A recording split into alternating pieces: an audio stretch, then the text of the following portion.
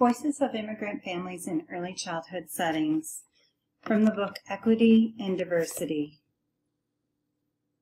Many immigrant families are grateful for and feel optimistic about the education their children will receive, but some worry that their children's teachers won't understand all aspects of their culture and will be unable to advocate for the children in the classroom. These concerns can be connected to disparaging and discriminatory comments and attitudes circulating in the larger society about immigration and immigrants. In addition, some teachers have limited experience or education about the immigrant communities they serve. I can only imagine the challenges that families bring or have with them when they're placing their child in a school setting that doesn't speak the language that they speak at home, perhaps doesn't have the same customs that they have at home, or religious practices that they have at home. And to place their children in our care and hope that there will be a willingness on the educator to learn and grow to understand where they're coming from. In the past, we've had children at my school where literally they had only been in the United States for 3 weeks and they put their child in our school. They didn't speak English. They didn't understand our practices or what we do at our school or the community. And I really have a heart for thinking about how strong those families must be to be able to bring their children and place them in my care and trust that I will treat them with respect and dignity and to be sympathetic to the child's needs. There is some research that was done, an extensive focus group of interviews of more than 100 immigrant families in 5 cities in a multi-site study. And researchers had showed this video to these families and then had asked questions. And it was really about engaging in culturally relevant ways of teaching immigrant children, and that it requires teachers to examine their own cultural experience, beliefs, and values. But the one thing that they said, they got feedback from watching these videos, and this book will address that as we go forward, the, I guess, recommendations or things that immigrant families wish teachers would understand and make sure that they are doing. And out of that project, there are some recommendations. But some things that I want to address before we move on to those is that acknowledge the ways that the family's experiences and identities shape their teaching. This is key, as many teachers tend to regard their own schooling as like just the way it is. That's just the way it is. And that is that becomes a one-size-fit-all approach. We want to make sure that teachers are not looking at it that way. And understanding that they may thus teach the way that they were taught. That's an egocentric way of teaching, that this is the way it's always been done, this is the way I was raised, and this is the way I'm going to teach, regarding of their own schooling experience as a norm against all others must be scaled and rated. So this is that view that my way is the best way, and that that perhaps there's no other way of teaching, or there's no other better way of teaching, right? Instead of keeping up their mind. And these views are at least partially due to the fact that the teacher's education and developmental psychology have not historically positioned culture as a central aspect of early childhood teacher preparation of the childhood development. Knowledge, practices, and interactions in individuals are not cultural free, yet they tend to be seen as such in many early childhood education. So it's really basically saying that we're compartmentalizing things, and we need to stop doing that. That culture stays outside the door. Children walk in, their culture stays outside the door. I'll teach the way I teach because that's what I've always known and done. And sometimes that is not really the fault of the teacher, but the lack of having professional development and understanding that. And we need to make sure that you don't compartmentalize it. The children come in as a whole. They come in with experiences. They come in with their culture. And again, they're coming from another country right away into our school system and not even having time to acclimate, even to understand any of the nuances that we might have in America here. It can be such a challenge. And if we're looking at them as, well, you're in the school, you're going to be taught this way, then we're setting them up as a disadvantage. We need to grow as educators in that.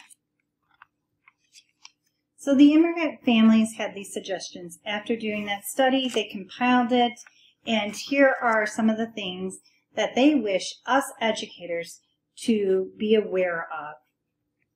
The first one is being affectionate with children. You think that's common sense, right? I mean, a hug, a glance, a thumbs up, a rub on the back, sitting next to them, anything that you can think of, you think that would be common sense, but often it is not. Immigrant families say it is important for teachers to be affectionate with their children, like a mom. And in a lot of cases, some children that we serve really do look up to us as a mom or a dad or an important figure that they have in a home. We are just as important or close to that importance for them. And we need to make sure we're not letting them down. Teachers can mirror how families show affection. Ask the families. What happens when your child gets upset? What do you want me to do? What do you do? Ask the expert. Again, go to the family. We can mirror those ways of imitating those affections. Hug children so that they know that they are safe and cared for. Not all cultures like to be hugged, so again, go back to them and find out. It might just be sitting next to them or putting your hand on their hand or sharing a toy with them.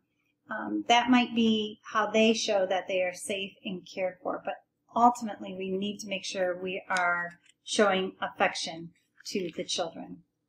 The second was be patient with children. Families felt ignored or hurried along, and that becomes our issue, not our family's issues. It becomes our issue because is it happening because we don't have a full understanding? We feel uncomfortable in that situation. That if I just pass them along and I can get to the next family that I actually can have a conversation with or understand or I have a relationship with them built already.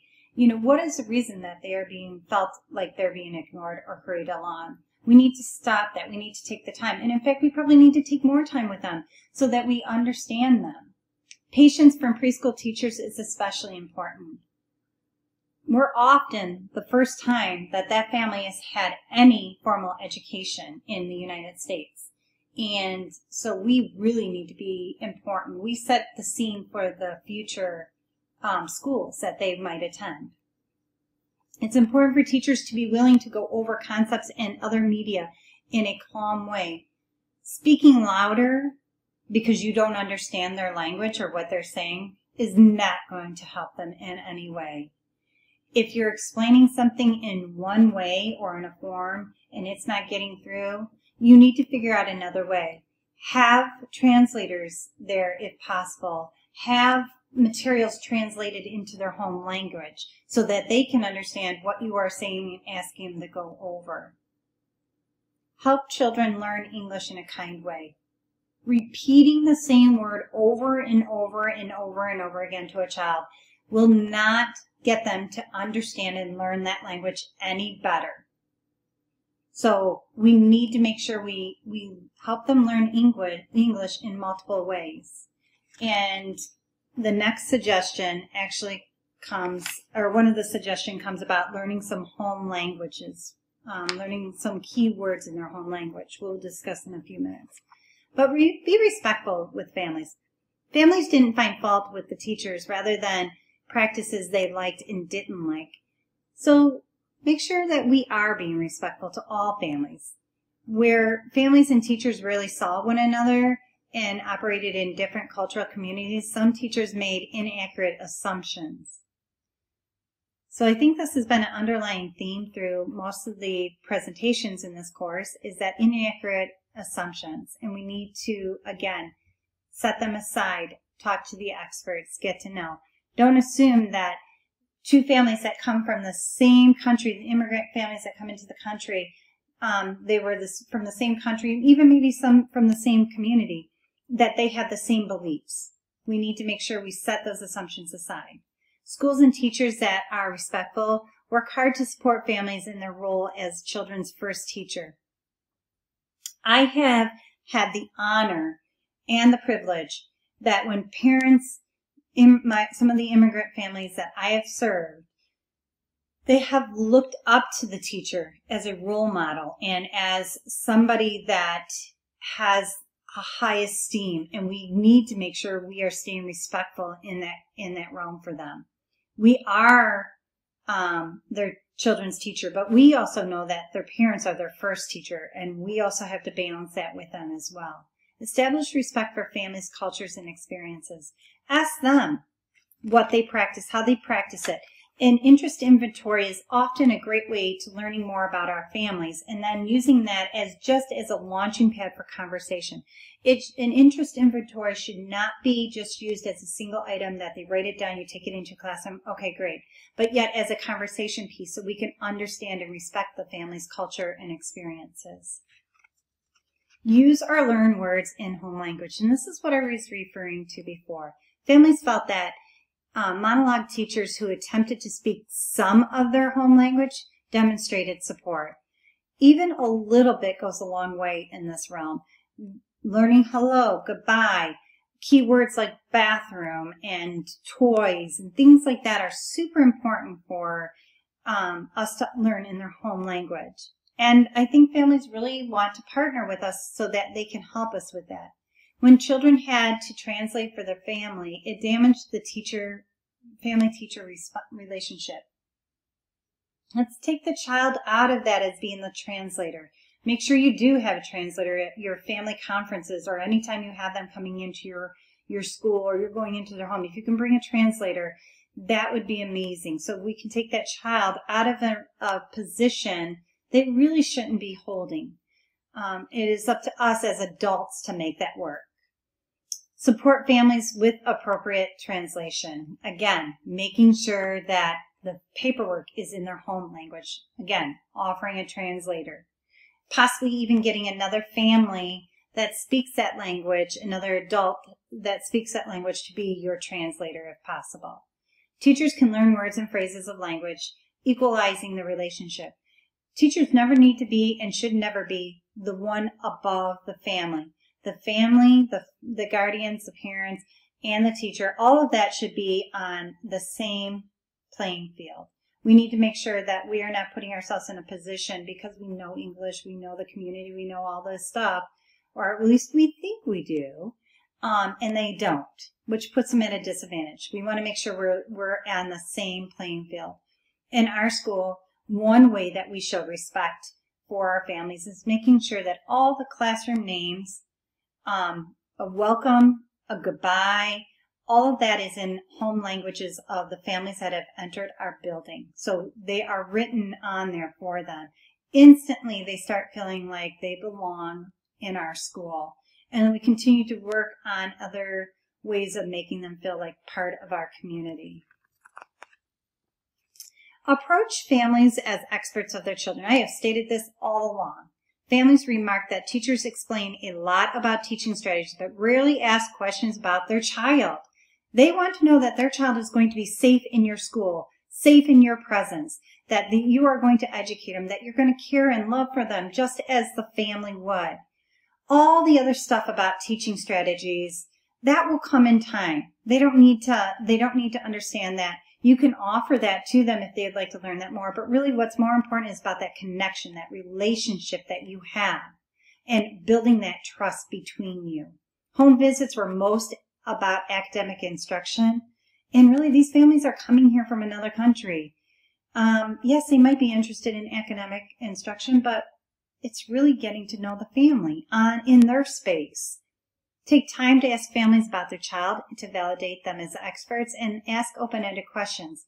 You want to make sure that they have opportunity to explain as much as they would like to about their child, and for you to just sit there and attentively listen to what they have to say.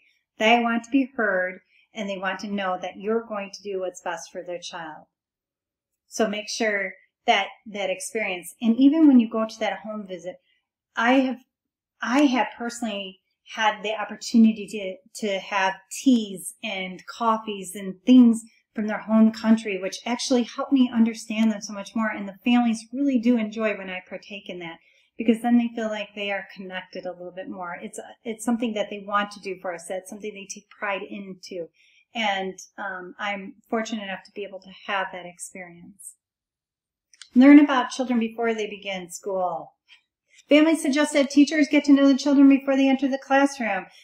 Before they enter the classroom, if all possible, you should have met the family way before, maybe once or twice, having an open house, going to their home visit, somehow getting to know that family before, if it has to be Zoom or if it has to be on a telephone, anything but the first day of school. Teachers have to rely on the expertise of the families rather than observation. Curiosity from teachers enables families. We want them to tell us more. And if you're showing curiosity, they're willing to give you advice.